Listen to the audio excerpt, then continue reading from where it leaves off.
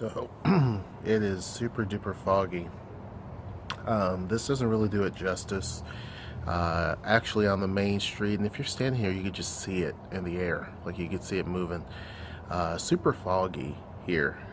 It seems to get more foggy here than it did in Seattle, by far. And it was so bad you couldn't even hardly see. Like out on the street, you can't really see much in front of you. But yeah, it's pretty crazy. And the weird thing is, once you get downtown, it's gone. But when you go up higher elevations, then it's everywhere. And someone would be able to answer that. I don't know why that is. But yeah, it's pretty crazy. It's been foggy pretty much every morning for the last few days.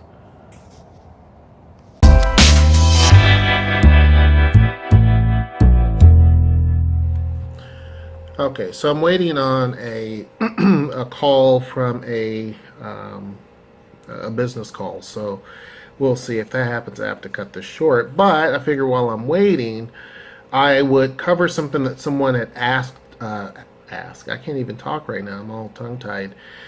Had asked us about when we first moved here. Now, if you've been following us, you know the story. Obviously, I'm from Kentucky, and I moved to Indianapolis, stayed there for about like 10 years, and then moved from Indianapolis all the way to Albuquerque. My job at the time, I had worked for Lockheed Martin. They moved me from, it was a relocation, moved me from Indianapolis to Albuquerque to their DR site. So that obviously meant that I moved Noelle and Zoe. Zoe was of pretty good size at that point. I think she was like 1.5, maybe. So ended up moving to Albuquerque. While in Albuquerque, obviously, little Zara was born, and then we ended up moving from Albuquerque to Seattle whenever Noelle ended up getting a job at the University of Washington. So that's kind of how that happened. And then, of course, Zeta was born in Seattle. So every state that we've lived in as a married family, we have had kids in. So if you know the joke, I say that we're not moving again because, you know, that means more kids. So anyhow, how did we move from one extreme all the way over to the other extreme? And what was that like? Well, keep in mind when we first moved from Indianapolis to Albuquerque, it was myself and my uncle. My uncle was he drove for UPS, and so he was used to driving these huge trucks from tractor trailers all the way from one side of the country to the other and up and down and all of that. He had done that for years. I mean, he had been at UPS for a very long time. So I figured, okay, the longest I've ever driven was with pulling something and moving was, I think, 200 and something miles. So this was going to be over 1,000 miles. So I asked my uncle to help me move because, for one, I would be moving my car on the back. I had a trailer. If you rent from U-Haul, you have the little thing that you can drive your car up on. So I did that, and I was nervous because I had done that before, moving from Bowling Green to Indianapolis. But again, that's 200 miles. So going that 1,000 miles, I figured I needed someone to help me, obviously because it's a long distance. It was a pretty large truck, and I'm towing my car behind me. So I needed help. So my uncle said, sure, not a problem. And so it took us what would have taken normally probably maybe 3 days, 2.5 days.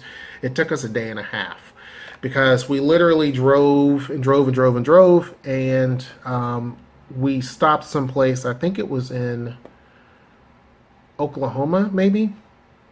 I can't remember. But we stopped and slept for like maybe 2 hours, and then we took off again.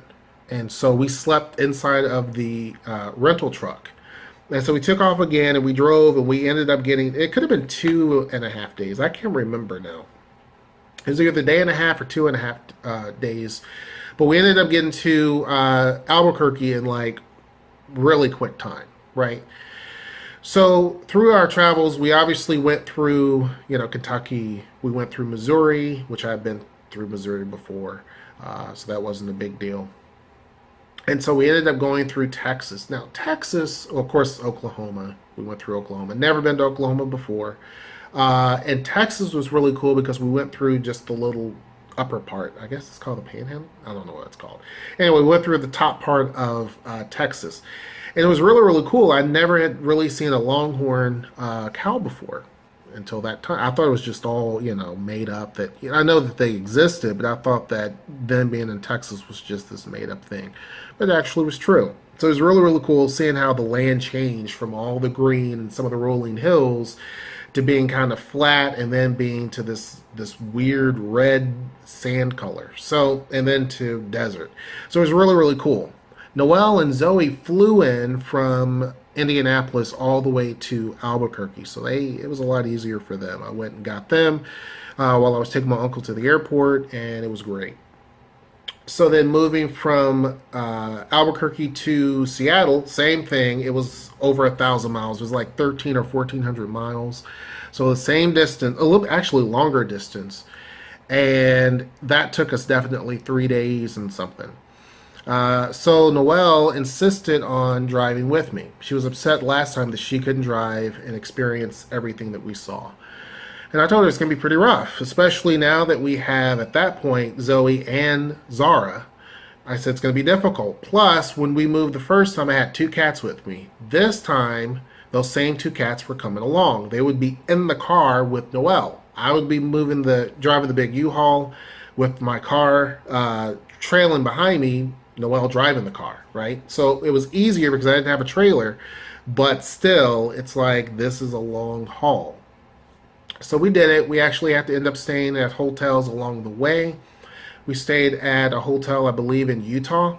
So we left Albuquerque, went up through Colorado a little bit, got into Utah, stayed a night there, traveled from Utah all the way up through Idaho. I believe we stayed in Idaho, I think. I can't remember now. And then from there, we traveled all the way into Oregon, or it could have been Oregon that we stayed. I can't remember now. It's been a while. And then we got up into Seattle, and we had because of the time that we got here into Seattle, we had to stay at a hotel over in Bellevue. So that's how we did the second move. We actually stopped 3 different times, well, more than 3 times, but we stayed at 3 different places, and it was really, really unique. The landscape was completely different. Going through, I mean, literally in Utah, there was like snow on the ground and ice. It was just crazy. And that was like in April, I believe. Then going through some of the places, literally where there's mountains like this, and there's a road in between that V. It was insane. It was beautiful, seeing all the windmills and everything all over the place, the wind turbines. It was just beautiful.